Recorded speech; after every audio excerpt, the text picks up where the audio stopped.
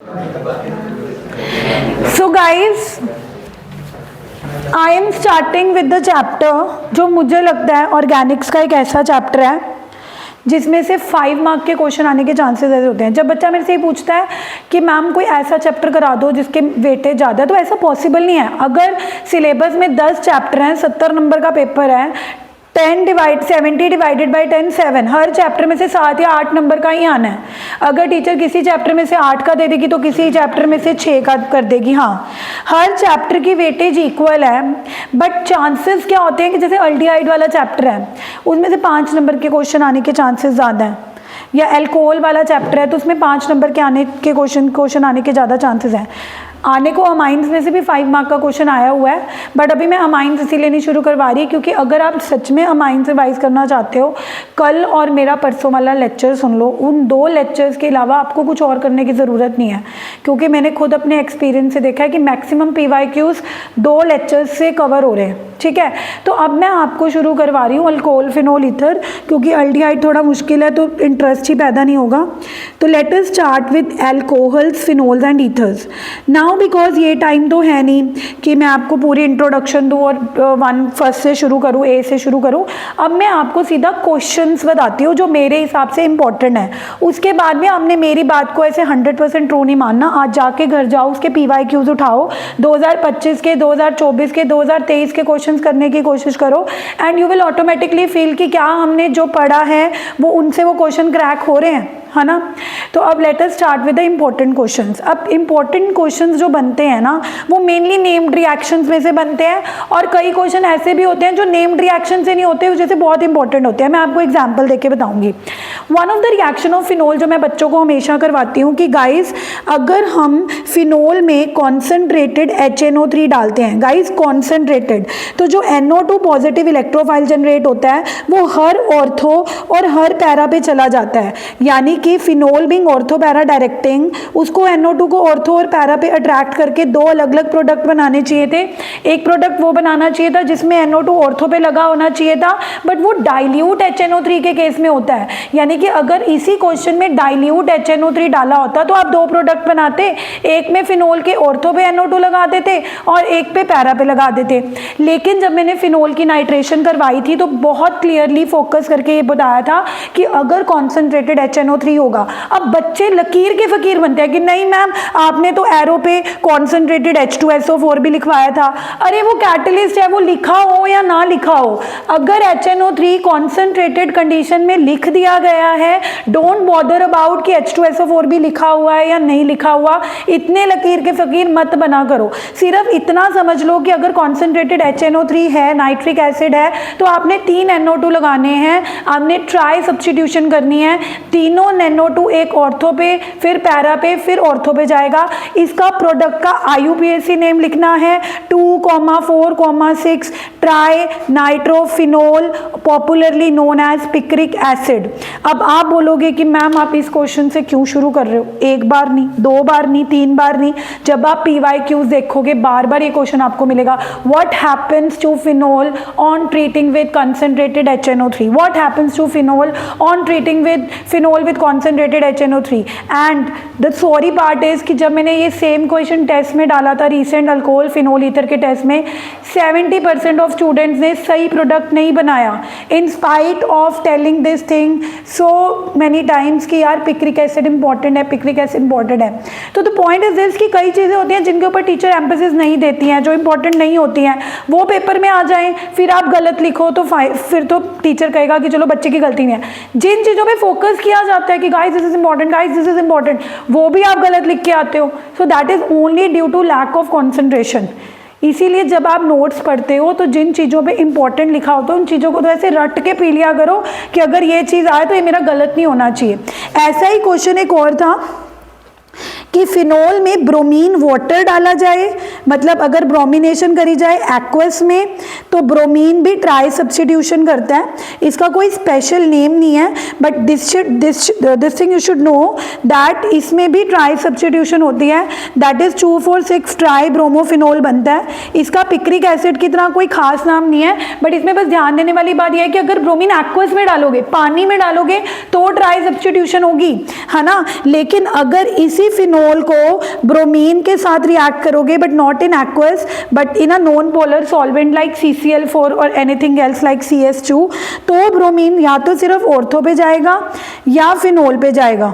तो ये कई बार रीज़न पूछ लेते हैं, मतलब इस क्वेश्चन को मैंने इतना ज़्यादा आते हुए नहीं देखा, बट इसका भी एक रीज़न पूछ सकते हैं कि ऐसा क्यों है कि जब हम ब्रोमीन को वाटर में यानी कि एक्वस स्टेट में ले रहे हैं तब तो ट्राई सब्स्टिट्यूशन हो रही है, मतलब हर ऑर्थो हर पैरा पे ब्रोमीन अट्रैक्ट हो रहा है। लेकिन अगर उसी ब्रोमीन को नॉन पोलर सॉल्वेंट में ले रहे हैं तो ब्रोमीन सिर्फ मोनो सब्स्टिट्यूशन कर रहा है कि या तो ऑर्थो पे जा रहा है या तो पैरा पे जा रहा है। तो इसका रीज़न मैंने क्लियर कट नोट्स में लिखवा रखा है कि एक्चुअली वाटर में होता क्या है, वाटर फिनोल को ब्रेक कर देता है।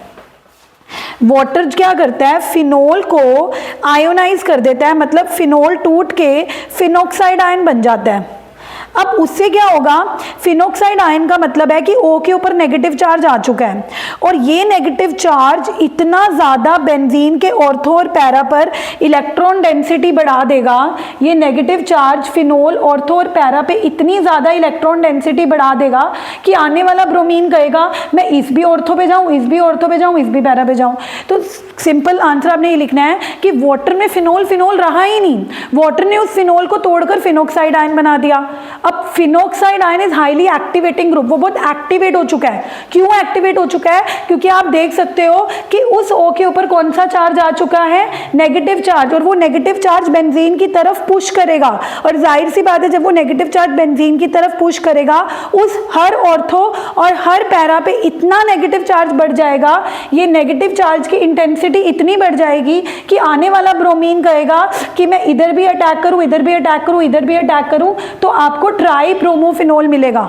तो ये बहुत सिंपल लैंग्वेज में आपको आंसर्स लिखवा रखे हैं कि phenol in bromine water become phenoxide ion and due to the negative charge on oxygen the benzene ring gets activated towards the ortho and para. तो आने वाला ब्रोमीन मोनो सब्स्टिट्यूशन नहीं करता, क्या करता है, ट्राई सब्स्टिट्यूशन। तो दो क्वेश्चन क्लियर हो गए। What happens to phenol on treating with concentrated HNO3, कि आने वाला NO2 कहाँ जाएगा, हर ऑर्थो और क्या बनेगी, trinitrophenol which is popularly known as picric.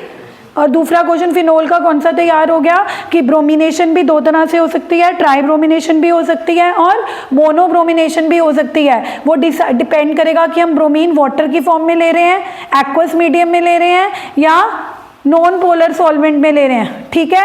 और प्रोडक्ट कंप्लीट करना आएगा तब भी ठीक है, अगर रीज़न पूछेंगे तो भी पूरा क्लैरिफाई करके हम लिख के आ सकते हैं। अब आगे चलते हैं फिनोल की इंपॉर्टेंट रिएक्शंस की तरफ।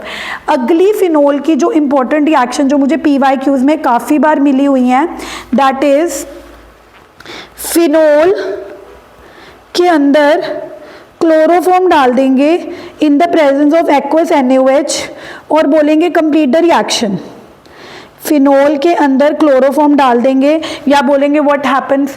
अब जिसको क्लोरोफॉर्म देके रीमर टीमन रिएक्शन की याद नहीं आई, इसका मतलब guys go and revise the named reaction, because maximum question named reaction में से आने वाले हैं। वो आपको नहीं बताएंगे कि ये रीमर टीमन रिएक्शन, आपको रिएजेंट देख के याद आना चाहिए। आपकी नेम्ड रिएक्शन टिप्स पर होनी चाहिए कि क्लोरोफॉर्म डाल रहे हैं तो that means reamer Tiemann reaction. Reamer Tiemann reaction क्या होती है, सबसे पहले तो क्लोरोफॉर्म डायरेक्टली रिएक्ट नहीं करता। पहले तो आपको ये याद होना चाहिए कि NaOH क्या करेगी, फिनोल को सोडियम फिनोक्साइड आयन बनाएगी, क्योंकि जब आप रीमर टीमन रिएक्शन देखते हो तो उसमें क्लोरोफॉर्म अटैक करता है but not on phenol but on sodium phenoxide ion. और अटैक कैसे करता है, CHCl2, मतलब दो Cl लगते हैं क्योंकि एक Cl तो Na ले जाता है।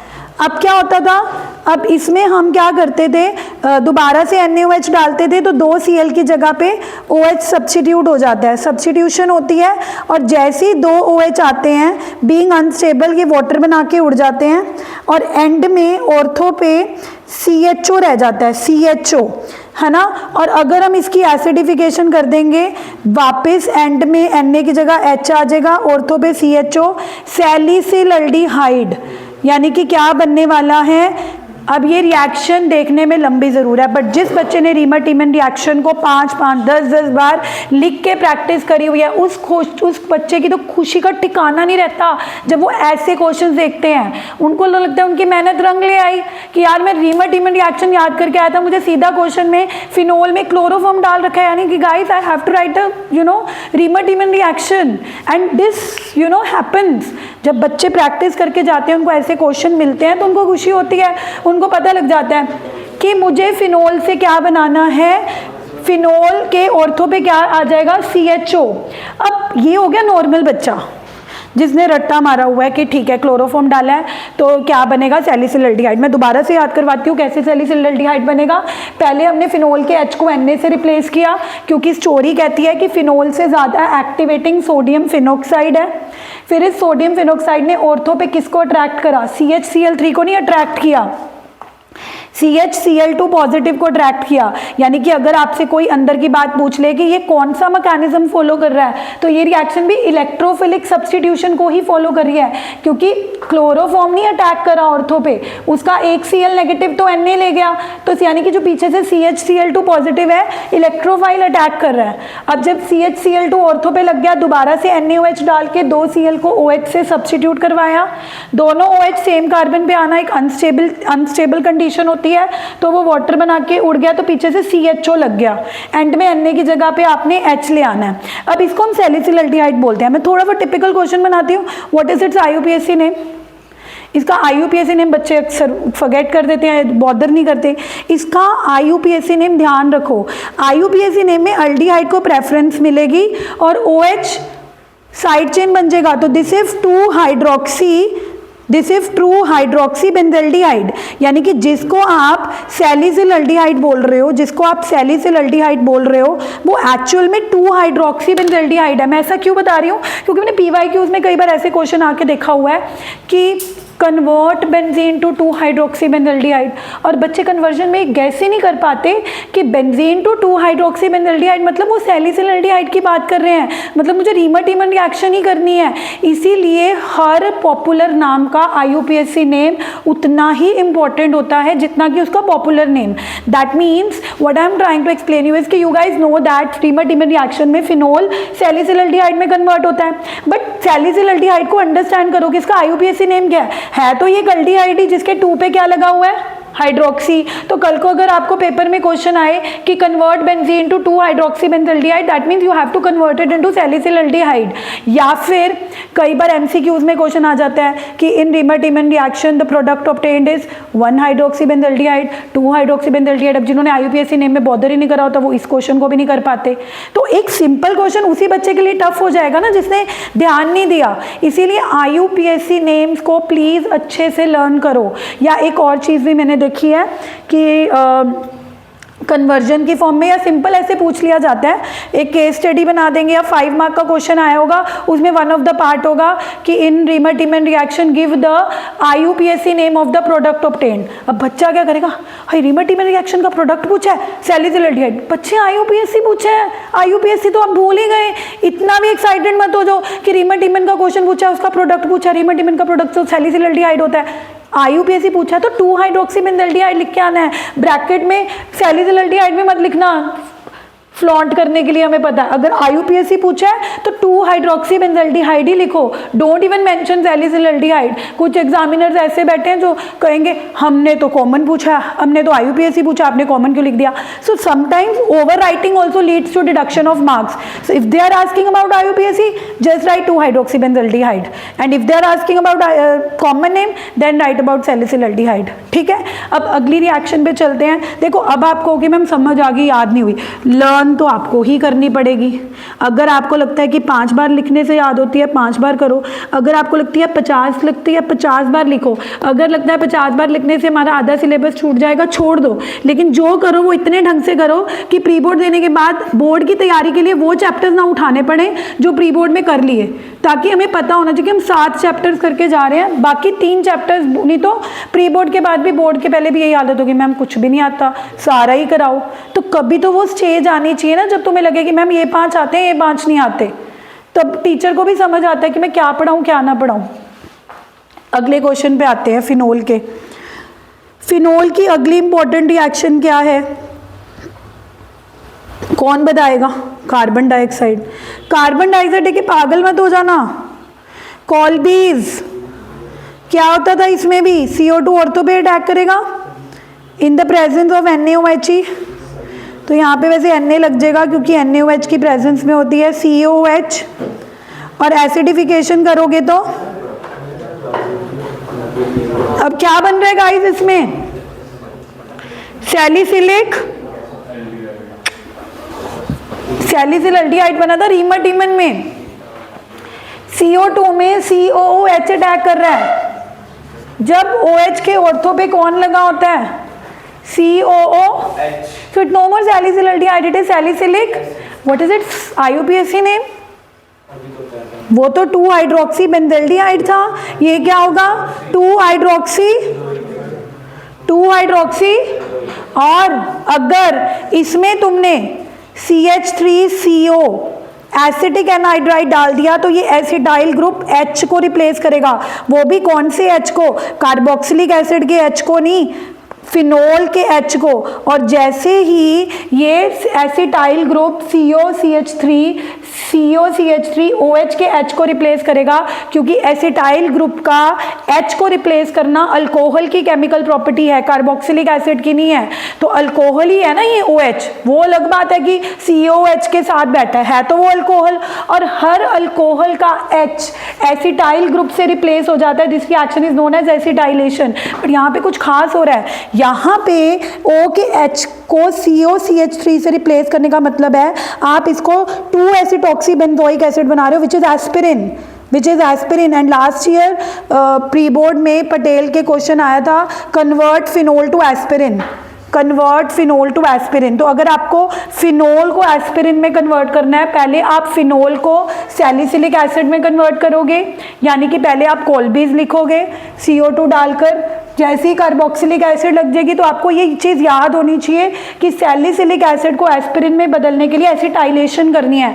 Acetylation is adding acetic anhydride. और अगर एसिटिक एनहाइड्राइड का फॉर्मूला मुश्किल लगता है, सिंपल एसिटाइल क्लोराइड डाल दो, कोई भी ऐसी चीज डाल दो जिसमें एसिटाइल हो, क्योंकि the moment you gonna put acetyl, this acetyl is going to replace the H not of carboxylic acid but of alcohol है। एग्जैक्टली अगर एग्जाम में कॉल्बीज रिएक्शन आएगी फिर यहाँ तक फुल स्टॉप लगा देना है। अगर क्वेश्चन आएगा कि फिनोल को एस्पिरिन बना के दिखाना है तब यहाँ तक बनाना है। अगर तो कॉल्बीज रिएक्शन है फिर तो आपने यहीं तक बनाना है। उल्टा अगर आप फालतू बनाए तो रॉन्ग हो जाएगा, क्योंकि कॉल्बी ने फिनोल को एस्पिरिन में नहीं कन्वर्ट किया था। कॉल्बी ने फिनोल को किस में कन्वर्ट किया था? Till salicylic acid. तो वही है ना कि कई बार एक्स्ट्रा लिखने के नंबर भी कट जाते हैं, तो उसमें वो आपको ध्यान रखना है कि कॉल्बी पूछी है तो फिनोल को सैलिसिलिक एसिड तक ही बना के आना है।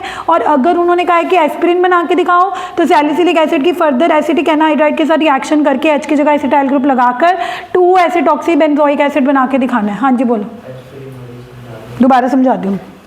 देखो ये ना एक रिएक्शन है कि जितने भी अल्कोहल्स होते हैं ना, अगर हम उनको किसी भी एसिटाइल वाली चीज़ के साथ, जैसे ये एसिटिक एनहाइड्राइड नाम का कंपाउंड है, अगर हम किसी भी अल्कोहल को किसी एसिटाइल वाले कंपाउंड को रिएक्ट, तो एसिटाइल ना H को रिप्लेस करता है। वैसे इस रिएक्शन को हम एसिटाइलेशन बोलते हैं because the H of OH is being replace by acetyl group. ये तो किसी भी अल्कोहल की एक कैरेक्टरिस्टिक प्रॉपर्टी है ना। अब हुआ क्या, जब तुमने सैलिसिलिक एसिड को एसिटिक एनहाइड्राइड के साथ रिएक्ट करा तो एसिटिक एनहाइड्राइड ने देखा कि इसमें भी तो अल्कोहल है, तो उसको पता लग गया कि मेरा काम है H को रिप्लेस करना। पर किस H को रिप्लेस करना? कार्बोक्सिलिक एसिड वाले H को कि अल्कोहल वाले H को? ये याद रखो, ये अल्कोहल के H को रिप्लेस करता है क्योंकि acetylation property is shown by alcohols. तो आपने तुरंत क्या किया, इस C डबल बॉन्ड और CH3 को इस H की जगह लिख दिया, एसिटाइलेशन कर दी। अब तुम्हें तो लग रहा है कि तुमने एक नॉर्मल एसिटाइलेशन करी है, but it resulted into a product. वो प्रोडक्ट क्या बन गया कि बेंजोइक एसिड के 2 पे एसिटॉक्सी लग गया। बाद में पता लगा कि it is one of the medicine जिसको क्या बोला जाता है? एस्पिरिन। तो है तो रट्टा ही मारना है कि salicylic acid on reacting with acetic anhydride वो एसिटाइल ग्रुप OH के H को रिप्लेस कर देगा, resulting in the formation of a product called two acetoxy which is aspirin. ठीक है, कितनी इंपॉर्टेंट रिएक्शंस फिनोल की कर ली, phenol to picric acid, phenol to tribromination वाली, फिनोल टू सैलिसिलल्डिहाइड वाली, फिनोल टू सैलिसिलिक एसिड वाली। तो तुम्हें क्या लगता है, ये तो मैं टीचर हूँ, अगर मैं ना भी हूँ तुम खुद भी पढ़ रहे हो, तुम्हें खुद कॉन्फिडेंस आने लग जाएगा कि यार एक ना एक क्वेश्चन तो इसमें से आएगा ही आएगा। जब तुम सारा कुछ ही इंपॉर्टेंट करोगे तो कुछ ना कुछ तो आएगा ही आएगा।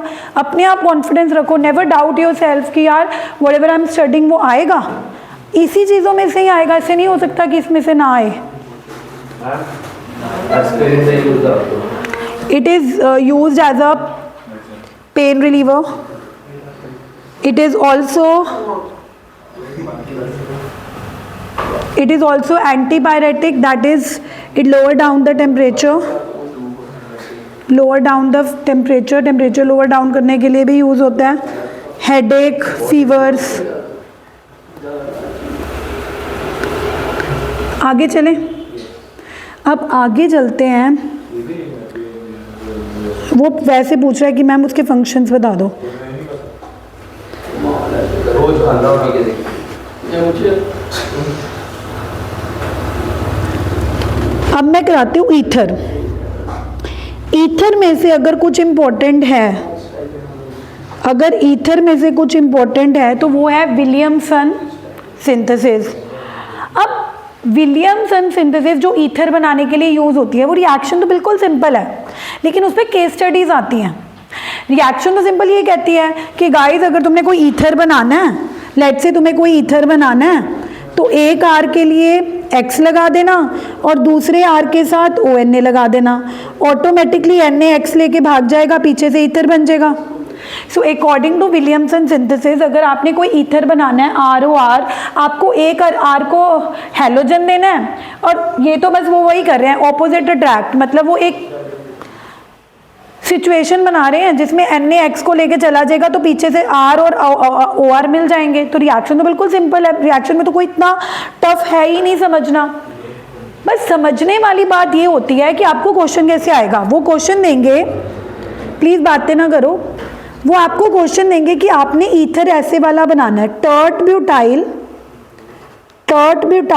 इथाइल। अब आधी जनता को तो टर्ट ब्यूटाइल बनाना ही नहीं आता होगा। अब अगर मैंने ना पीछे किसी बच्चे को आपकी क्लास में से अपने घर पे बुलाया था कि चलो आपको मैं पर्सनल, उसको बिल्कुल समझ नहीं आ रहा था, तो मैंने उसको बोला था कि आप पर्सनली, मतलब मैं आपको फोकस करूंगी, शायद आपको समझ आ जाए। तो मैं उसको ऐसे क्वेश्चन प्रैक्टिस करवा रही थी और मैंने उसको बोला कि तूने टर्ट ब्यूटाइल ईथर बनाना है। अब मुझे एक बात बताओ, वो टर्ट ब्यूटाइल ईथर ऐसे बना रही है, हाँ वो टर्ट ब्यूटाइल ऐसे बना रही है। अब जिसको इतना ही नहीं पता कि ब्यूटाइल में 4 कार्बन लेने हैं और टर्ट होने के लिए it has to be 3 degree, तो ये तो आप रिटर्न प्रैक्टिसिंग है। अब जिसको टर्ट ब्यूटाइल 3 डिग्री वाला ब्यूटाइल ही नहीं बनाना आता, उस बच्चे की मैं किस लेवल तक जाके हेल्प करूं। सो यू नो, जब से 11th स्टार्ट हुई है, जब से 12th स्टार्ट हुई है, जब ऑर्गेनिक्स होती है, जब मैं आपको बोलती हूँ लिखो लिखो लिखो, उसका यही मतलब होता है कि जब आपको एक स्ट्रक्चर बनाना आएगा ना, तब भी आपके हाथ कांपेंगे क्योंकि यू डोंट हैव प्रैक्टिस। या आपको टर्ट ब्यूटाइल बनाना है, आप 3 कार्बन ही बना दोगे। 3 कार्बन है पर उस कार्बन के साथ, ना कि टोटली 3 कार्बन है। अब तुमने टर्ट ब्यूटाइल ईथर बनाना है। विलियमसन सिंथेसिस ने कहा था कि एक अल्काइल को X दे दो, तो तुमने सोचा कि टर्ट ब्यूटाइल को मैं X दे देता हूँ, टर्ट वाले ब्यूटाइल को X यानी कि हेलोजन दे देता हूँ, और इथाइल वाले को ONA दे देता हूँ, NaCl चला जाएगा और पीछे से ईथर बन जाएगा। ये O यहाँ पे अटैक करेगा पॉजिटिव को नेगेटिव। गलत, क्यों? ये क्वेश्चन भी वो ऐसे डालेंगे, for the preparation of tert butyl ethyl ether tert butyl chloride is not a suitable reagent. Why? वो क्वेश्चन भी कई बार खुद ही ऐसे डाल देते हैं, खुद ही आंसर दे देते हैं कि हाँ हमें टर्ट ब्यूटाइल ईथर बनाना है और हमने रिएक्टेंट टर्ट ब्यूटाइल क्लोराइड ले तो लिया but it is not suitable. तो क्यों सूटेबल नहीं है, कहानी सुनो। तुम्हें तो लग रहा है कि Na पॉजिटिव Cl नेगेटिव लेके चला गया। अब जैसे Cl नेगेटिव जाएगा, कार्बन के ऊपर कौन सा चार्ज छोड़ के जाएगा? पॉजिटिव। ये तो दुनिया का रूल ही है, नेगेटिव जाएगा तो पीछे से कौन सा चार्ज छोड़ के जाएगा? पॉजिटिव। लेकिन अब वो पॉजिटिव चार्ज आम नहीं है। आम क्यों नहीं है, खास क्यों हो चुका है? क्योंकि वो पॉजिटिव चार्ज आ रहा है एक 3 डिग्री कार्बन पे, और हम ये बात कितनी बार पढ़ चुके हैं कि 3 डिग्री के ऊपर पॉजिटिव चार्ज आना अच्छी बात है। स्टेबल बात है, लेकिन वो इस केस में अच्छी बात क्यों नहीं है? क्योंकि वो 3 डिग्री कार्बोकेटन इतना स्टेबल है कि वो वेट भी नहीं करेगा कि ये OC2H5 मेरे ऊपर आके अटैक करे और एक ईथर बने। वो क्या करेगा, वो तुरंत अपने आप ही अपने बाजू वाले कार्बन के H को हटाकर अल्कीन बना देगा। यानी कि हम तो वेट कर रहे थे ईथर की, हम तो वेट कर रहे थे कि NaCl जाएगा पीछे से, यहाँ पे C को O अटैक करेगा और ईथर बनेगा, लेकिन इतनी देर में क्या बन चुका होगा, अल्कीन। तो आप यही बोलोगे कि टर्ड ब्यूटाइल क्लोराइड।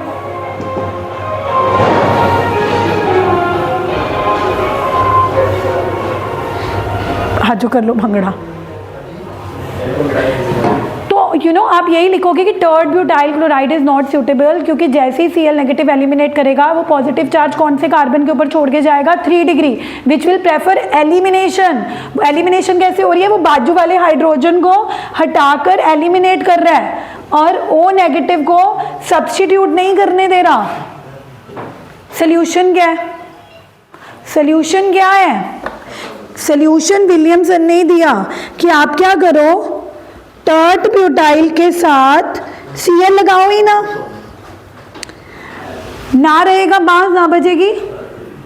मेन प्रॉब्लम क्या थी कि आप 3 डिग्री वाले के साथ Cl नेगेटिव लगा रहे थे, तो Cl नेगेटिव के जाने पे कार्बन के ऊपर पॉजिटिव चार्ज आ रहा था।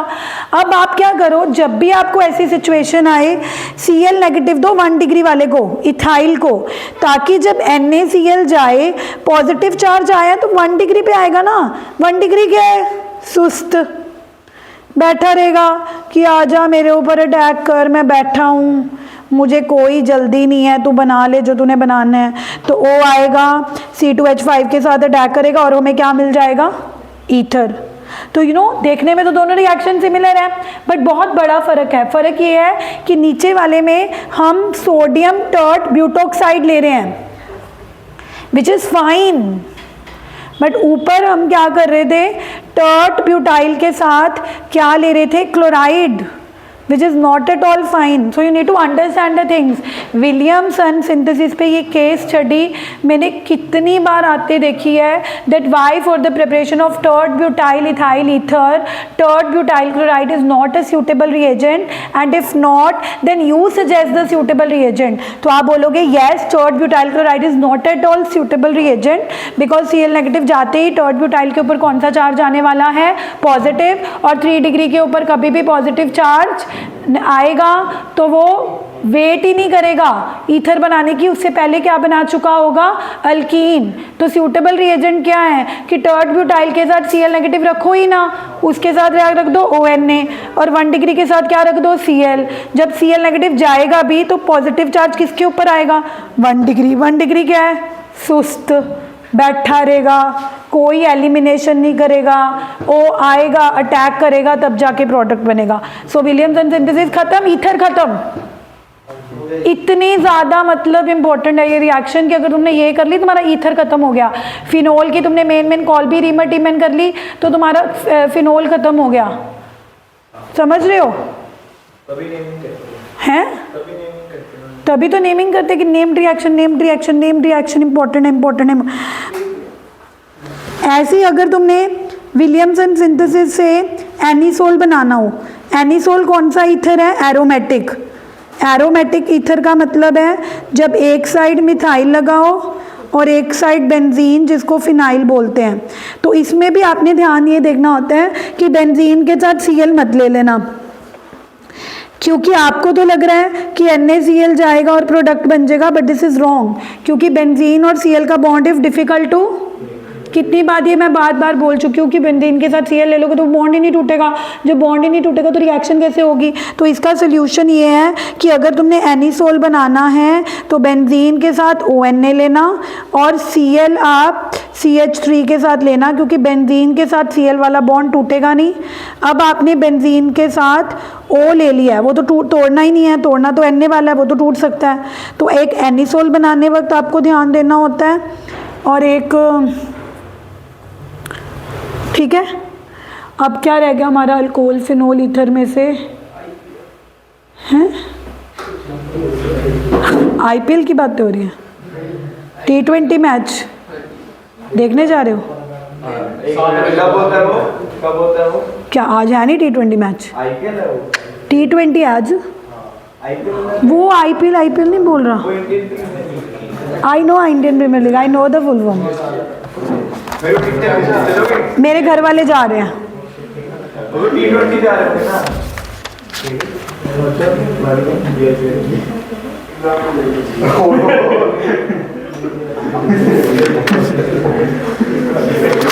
तुम्हें शर्म है कि नहीं है? हाँ,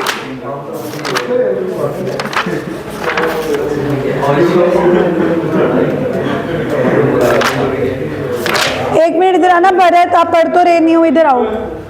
भरत,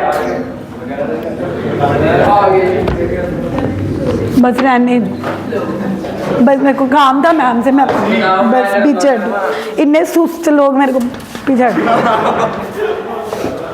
इस चैप्टर की फटाफट ना, ये जो इंपॉर्टेंट क्वेश्चन है पहले थोड़े सी भेज के फ़ोटो भेजो, फिर एक्सप्लेनेशन छोड़ के जो आगे वाले हैं वो भी, सिर्फ इसी चैप्टर ना बस ये फटाफट भेजो। पहले स्टार्टिंग वाले पेजेस में। उसके बाद आपने अल्कोहल फिनोल ईथर के इंपॉर्टेंट टेस्ट पढ़ लेने हैं, जैसे Lucas test which is use to distinguish 1 degree 2 degree and 1 degree वाला रिएक्शन ही नहीं देता। 2 डिग्री में टर्बिडिटी कितनी देर में बनती है? 5 मिनट। और 3 डिग्री में इमी। एक एजोडाई टेस्ट है। एजोडाई टेस्ट कौन शो करते हैं? फिनोल। और अल्कोहल शो, तो जब भी तुम्हें how will you distinguish phenol from any other alcohol? Azo dye test. Azo dye test में होता क्या था?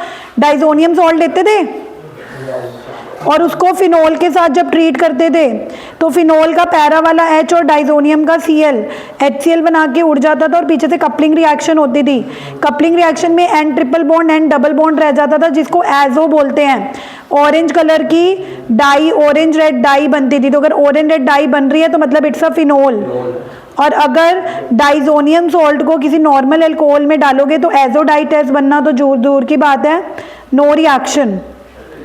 तो ऐसी चीज़ें पढ़ के जाओ, पक्का ऐसे क्वेश्चन आएंगे। How will you distinguish phenol from ethanol? How will you distinguish 1 degree alcohol from 2 degree alcohol? Lucas test पढ़ के जाओ। ऐसे ही हमने एक आयरन क्लोराइड टेस्ट भी पढ़ा था जिसमें वॉयलेट कलर की पीपीटी बनती थी, वो भी फिनोल शो करते हैं और अल्कोहल शो लर्न करोगे तभी पता लगेगा। अब हमको थोड़ा सा जितना अल्कोहल फिनोल ईथर बनाया उसके बेस पे कुछ PYQs करके देखें।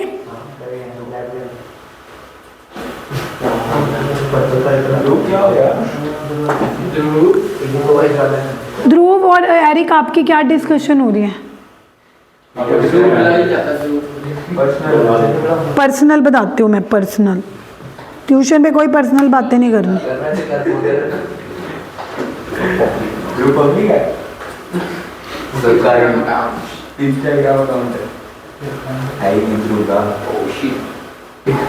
अच्छा, बाकी ये चीज़ तो याद है ना जो मैंने बता रखी है?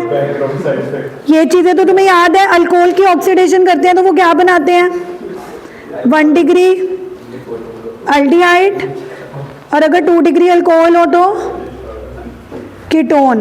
कौन कौन से माइल्ड ऑक्सीडाइजिंग एजेंट होते हैं जो रिएक्शन अल्डिहाइड तक ही रोक देते हैं? CrO3, PCC एंड स्ट्रॉन्ग डालोगे तो अल्कोहल सीधा किस में ऑक्सीडाइज हो जाएंगे? स्ट्रॉन्ग वाले कौन से होते थे? KMnO4 एंड, ये तो बेसिक चीज़ें याद ही होंगी ना। चलो देखते हैं, जिससे पूछूंगी वो बताएगा। 5th क्वेश्चन है भरत, 2025 में आ रखा है। CH3CH2OH मतलब एक अल्कोहल है, it can be converted to CH3CHO। CHO क्या होता है? हाय शुक्र है, अल्डिहाइड। तो एक अल्कोहल को आपने अल्डिहाइड में कन्वर्ट करना है तो please no one can help, क्या डालूं कि वो अल्डिहाइड में कन्वर्ट हो जाए? Should I do catalytic hydrogenation? Should I treat it with a reducing agent like LiLH4? पहले तो कैंसिल, शुक्र है। And what about C&D? ये भी ऑक्सीडाइजिंग एजेंट है, ये भी ऑक्सीडाइजिंग एजेंट है, बट हमें इसको कहाँ पे ऑक्सीडाइज करना है? यस। अगर आप KMnO4 डालोगे तो सीधा उसकी ऑक्सीडेशन किस में हो जाएगी? कार्बोक्सिलिक। अगर आप ये चूज करोगे तो CH3COOH बनेगा। मैंने कितनी बार बोला है कि अगर अल्कोहल की ऑक्सीडेशन आपको अल्डिहाइड स्टेज पर रोकनी है, use PCC, use PDC, use CrO3, all of these are mild oxidising agent. But अगर आप देखो, कहने को एक क्वेश्चन आया यूपीएससी ने आया, सॉरी एक क्वेश्चन 1 मार्क का आया हुआ है, बट अगर आपका कॉन्सेप्ट क्लियर है तो 1 नंबर कमाने के लिए भी आपको कॉन्सेप्ट तो लगाना ही पड़ेगा। हाँ जी बोलिए। अगर रिडक्शन करनी हो तो फिर हम इसकी रिडक्शन ना करते, फिर अगर इसकी करते और ये बनता, और फिर हमें क्या चूज करना पड़ता। बट इतना स्ट्रॉन्ग जरूरी नहीं है, स्ट्रॉन्ग तब जरूरी होता अगर कार्बोक्सिलिक एसिड से अल्कोहल पे आना होता, अल्डिहाइड से अल्कोहल तक आना, NaBH4 सस्ता रिड्यूसिंग एजेंट, मतलब माइल्ड, ये तो बहुत स्ट्रॉन्ग है। हाँ पता होना चाहिए LaLH4 रिड्यूसिंग एजेंट। चलो अब बारी है एरिक की। एरिक प्लीज देखो, जो जिसको बोल रहे हो हेल्प मत करो। महेंद्र प्लीज सेकंड क्वेश्चन बताओ, सॉरी थर्ड। हाँ Eric, phenol react with bromine अभी कराई थी, but not in water, in CH2 non polar solvent, तो ट्राई सब्सटीट्यूशन होगी। पहला वाटर में, पहला कैसे 2,4,6 tribromophenol, 2,4,6 tribromophenol trisubstitution, तो जब हम ब्रोमीन वाटर में लेते, ये तो हो ही नहीं सकता, तो या तो वो ऑर्थो पे जाएगा या सी ऑप्शन नहीं होगा। मतलब आई वाज क्या मुंह बना रहा बदतमीज बेटा, तुम ध्यान नहीं देते। मैं चीख के फिर ऐसे अपने आप को पढ़ा रही हूँ। जब मैंने तुम्हें ये शुरुआत करी थी चैप्टर की, तो मैंने नहीं बताया कि अगर व्हाट इज हैपनिंग, कि अगर आप ब्रोमीन को वाटर में लोगे तो 2,4,6 में लगेगा, अगर CH2 में लोगे या ऑर्थो पे जाएगा या, तो फिर तुम 2,4,6 कैसे बता रहे हो? नहीं वो तो पढ़ा नहीं था ना, मतलब पूरा क्वेश्चन नहीं मिला। फिर पेपर में भी यही करना, फिर कहना मैम पेपर में पास नहीं हुए। मेरे को मत बोला करो, तुम लोगों के साथ हो ना, वैसे जितनी मर्जी मेहनत कर लो वो बेकार है। चलो अब कौन हेल्प करेगा? थर्ड हो गया। हाँ जी आप बताइए Tushar ji second. How is your father? Operate हुआ ही इज फाइन नाउ। किसने ऑर्थो वाले से करवाया? But he is fine, he is in hospital और एट होम? अच्छा चलो चलो बाद में पूछना है। आप बताओ Tushar second question. The conversion of phenol to salicylic acid. मैं बताता हूँ सबसे पहला सैलिसिलल्डिहाइड। देख लो अभी तो जो ताजे कॉन्सेप्ट कराए हैं, ताजा ताजा फुल्का खिलाओ, उल्टियां कर रहे हो तुम, कोई फायदा नहीं है। कॉलबीज में सैलिसिलिक एसिड बनती है ना, सैलिसिलल्डिहाइड बनता है रेमेटिमिन, aldehyde सैलिसिलल्डिहाइड।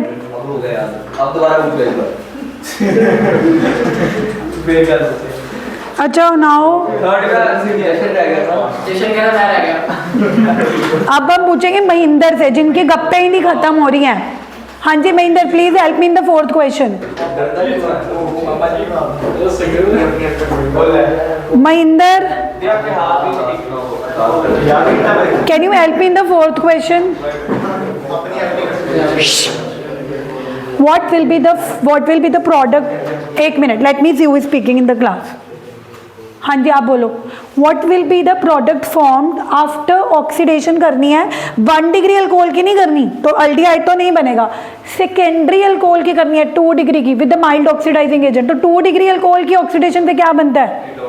Yes 1 degree alcohol primary alcohol से क्या बनता है और सेकेंडरी से क्या बनता है। मैं तुम्हें ये 4-5 क्वेश्चन से सिर्फ इतना रूबरू करा रही हूँ कि अभी तो हमने कोई पूरा चैप्टर नहीं पढ़ा, कोई नोट्स नहीं रिवाइज करे, कितने 1000 कॉन्सेप्ट छोड़े हैं, फिर भी हमारे 4-5 क्वेश्चन सीधा उन्हीं पे हो गए। तो अगर आप इन्हीं को कॉन्सेप्ट को अच्छे से कर लो तो आपका कॉन्फिडेंस नहीं बिल्डअप होगा?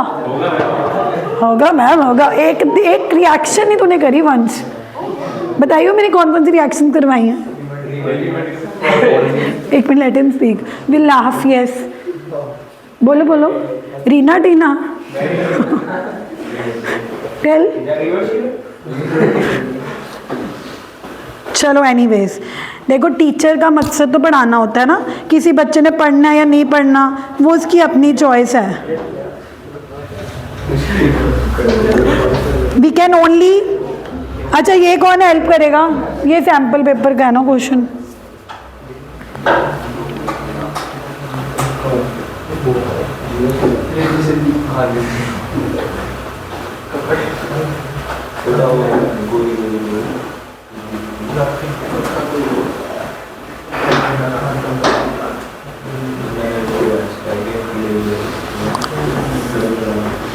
वही है कि सारा कुछ अभी पढ़ाया नहीं है।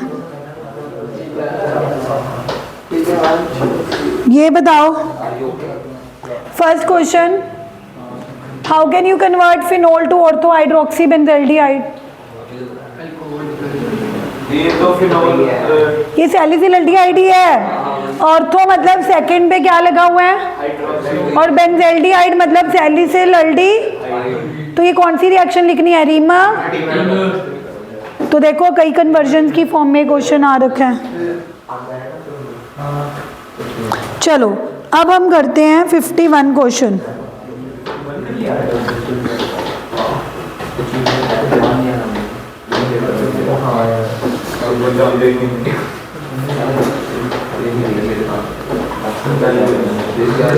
Give chemical test to distinguish between ethanol and phenol. Test to distinguish ethanol and azo dye. Azo dye कौन शो करेंगे, फिनोल, और इथेनॉल शो एजोडाई। टेस्ट में करना क्या होता है, डाइजोनियम सॉल्ट लेके फिनोल के साथ रिएक्ट करने होते हैं, ऑरेंज रेड डाई बनती है। काफ़ी क्वेश्चन उन्हीं के ऊपर रीमा टी में अभी कराई है। अच्छा ये क्वेश्चन कौन बताएगा, वो कह रहे हैं टर्ट ब्यूटाइल क्लोराइड मतलब 3 डिग्री वाला वही ब्यूटाइल क्लोराइड को जब हम सोडियम मिथॉक्साइड के साथ ट्रीट कर रहे हैं तो 2 मिथाइल प्रोपीन अल्कीन बन रही है, और हमने जो सोचा था टर्ट ब्यूटाइल मिथाइल ईथर वो नहीं बन रहा। वाई? हाँ जी, 3 डिग्री उस पे वो सी होता है उसका 3 डिग्री का वो 3 डिग्री का वो सी। टर्ट ब्यूटाइल के साथ क्या लगाया हुआ है, तो जैसे ही क्लोराइड जाएगा, जैसे ही Cl नेगेटिव जाएगा टर्ट ब्यूटाइल के ऊपर, यानी कि पॉजिटिव चार्ज टर्ट ब्यूटाइल का मतलब कौन से कार्बन पे आ रहा है, विच इज सो स्टेबल कि वो O नेगेटिव के अटैक होने से पहले ही एलिमिनेट करके क्या बना चुका होगा, अल्कीन। अगर O नेगेटिव आता फिर तो क्या बनता, बट उस कार्बोकेटाइन ने वेट ही नहीं किया, जैसे ही Cl नेगेटिव गया Na के साथ जो OCH3 मिथॉक्साइड पड़ा था वो सोच रहा था कि मैं जाके अटैक करूंगा, तुरंत उस कार्बन ने अपने साथ वाले कार्बन के H को डीप्रोटोनेट करके साथ वाले कार्बन के साथ क्या बना दिया, डबल बॉन्ड। अब जैसे तुम्हें लग रहा है तुम्हें आता है पर तुम लिख नहीं पाओगे, इसलिए घर जाके रीड करो। ये मैंने प्रॉपर एंड मतलब नोट्स में बहुत हाईलाइट कर करके ये चीज़ें लिखवा रखी हैं कि आपको कैसे लिखनी है, क्योंकि आपको लिखनी भी आनी चाहिए। ये नहीं कि क्वेश्चन देख के तो खुश हो जाओ कि यार ये मेरे को आता है, लिखने लगो तो तुम्हें वर्ड्स ही ना मिले।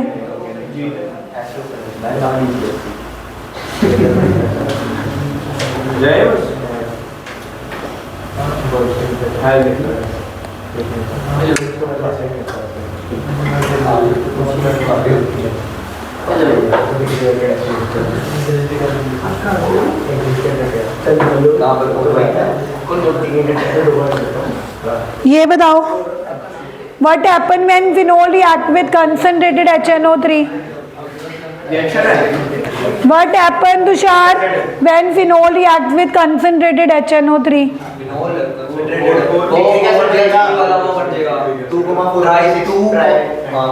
2,4,6 trinitrophenol which is known as picric acid। देखो अभी बहुत सारे क्वेश्चन हैं जो मैं नहीं भी आते होंगे, अभी मैं वही दिखा रही हूँ जिनके हमने कॉन्सेप्ट पढ़े हैं, जिनके नहीं पढ़े वो दिखाने लग जाऊंगी, हो सकता है तुम्हें वो ना भी आए। तो पॉइंट ये है कि ऑर्गेनिक्स वही समझ सकता है जिसको चीज़ें याद होंगी, याद ही नहीं होंगी उसके लिए तो फिर वही है काला अक्षर भैंस बराबर वाली बात है। कुछ नहीं बोला, काला अक्षर भैंस बराबर। हाँ दिस इज द मुहावरा, तेरी मम्मी को पता होगा। ये छोटे जो इलिटरेट पीपल होते हैं उनके लिए हम यूज़ नहीं करते कि उनके लिए तो काला अक्षर भैंस बराबर है। अरे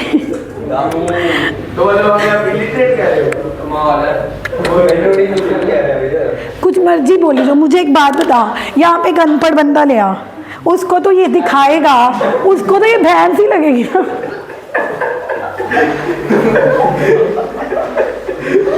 ट्रेडिशनल ले आओ अक्कल तो नहीं है। मुहावरे बनेंगे आपके लिए। योगी कितने योगी योगी कितने है तुमसे ज़्यादा इंटेलिजेंट है वो। यस। ये क्यों आया? ये क्या बात कर रहे हैं? अरे नहीं